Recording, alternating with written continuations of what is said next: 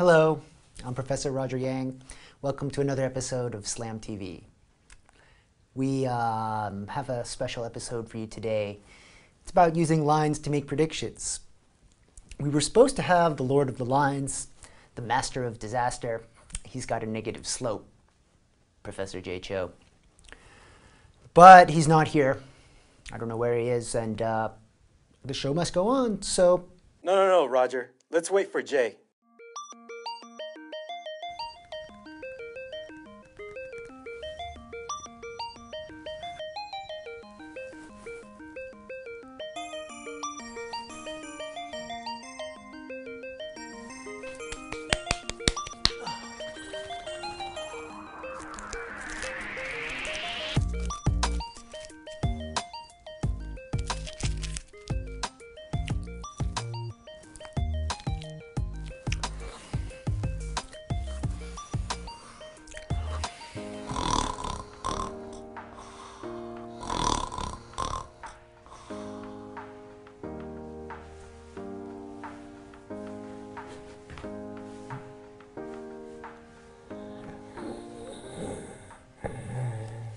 Oh, Roger. Hi. I'm here. Sorry, I'm late. What the hell, dude? Sorry. You're like 3.25 hours late.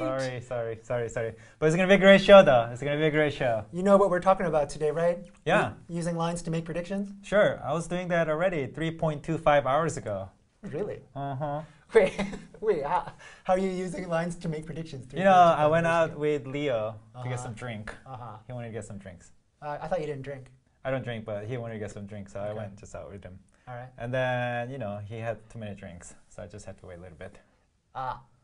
And how does this tie in with using lines to make predictions? Right, so I happen to have this chart from the National Institute of Alcohol Abuse and Alcoholism. Oh, okay. Right.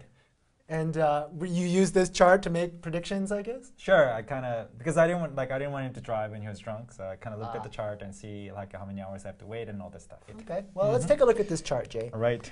Why don't you tell us a little bit about this graph? What would you say about the horizontal axis? Right, it says time in hours. So time goes from 0 to whatever. So after he's finished drinking, this time starts. Right after that fourth beer. Exactly. That's time t equal to 0. Right. Okay. What about the vertical axis? It says blood alcohol concentration, milligram percent. So basically it tells you how much alcohol do you have in your blood. I almost said how much blood you have in your alcohol. That's other friends, you know. Right. Yes. Like. Yeah, exactly. Right. So he had 4 drinks. So if you look at those, there are a lot of different dots. So we're going to look at the one on the top. Oh, those square ones? Yeah, okay. Exactly. So let's isolate those points. Okay. And we get this scatter plot right here. Right. Can you tell me a little bit about, describe the shape of the graph and what's happening there? Sure. If you look at the 0, 0, that's like when he's just finished drinking, your level is still 0% because you don't get instantaneously drunk. You don't get drunk the moment the alcohol touches your tongue? Right. So I guess it takes a while for your body to absorb it. Exactly. And how long so if you look at it like an hour later, he's like wasted. He's like over 80 something. And then as hour passes by, you notice that dots kind of go down a little bit. I see that. Right. So and then like after 6 or 7 hours, the dots are almost at 0 again. So your body is basically processing the alcohol. Exactly. And that's why it kind of goes down. Exactly. I got it. Cool. Right. So what am I going to do with this scatter plot? Right. So if you kind of look at the shape after like you peaked, it's one of those psychological tests. Like, what do you see? I see dots, but I see there's like a line.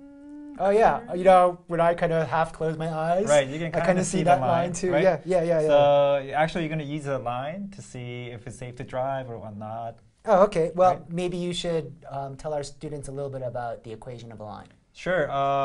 The most commonly used one is y equals mx plus b, which is also called slope-intercept formula.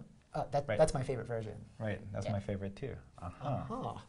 Anyways, what is this m and what is this b? Right. M is the slope, and slope represents how rapidly your line goes up or goes down.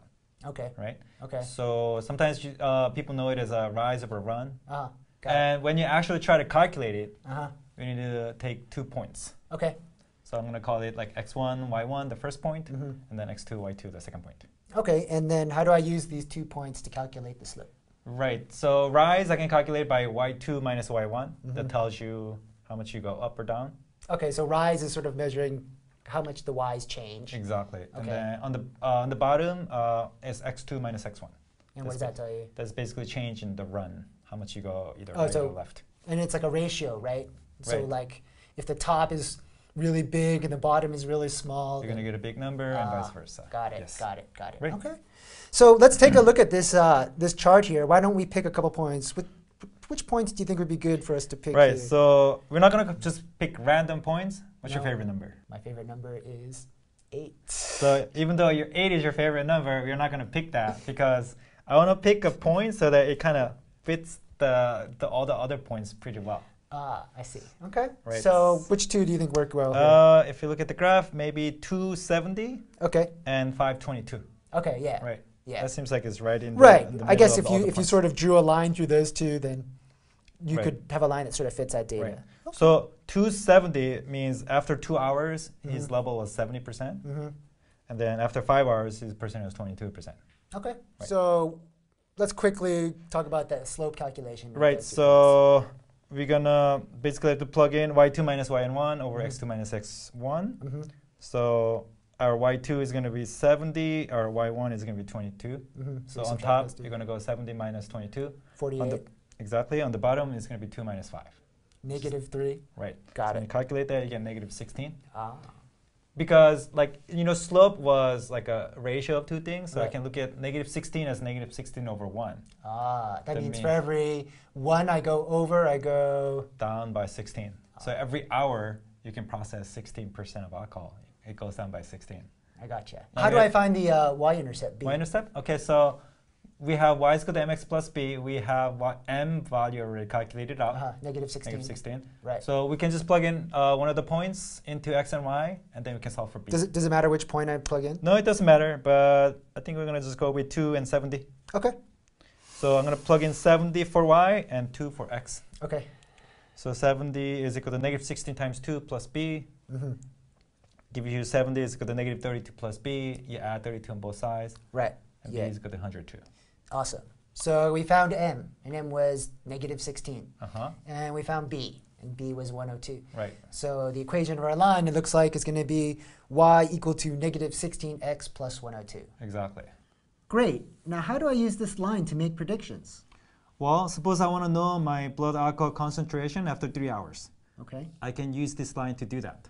How? How do I use this line to do that? Well, again, x represents the number of hours. Okay. So what I'm going to do is I'm going to plug in 3 into x. Ah.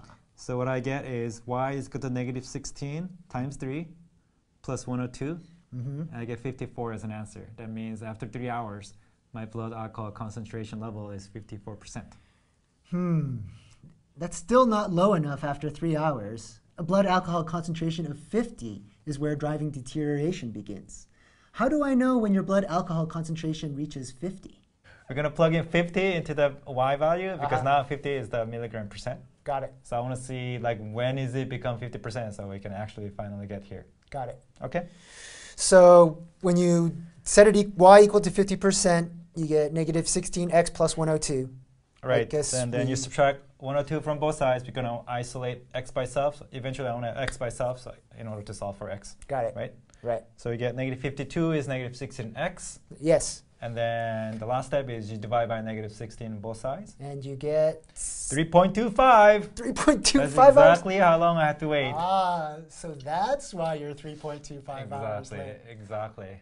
So people who are watching this video at home, if you are drinking, please do not drive. And if you're driving, don't drink. Because safety is no accident. Hey, wait a minute. Why didn't you drive Leo's Ferrari here? Oh, because he would not let me drive it.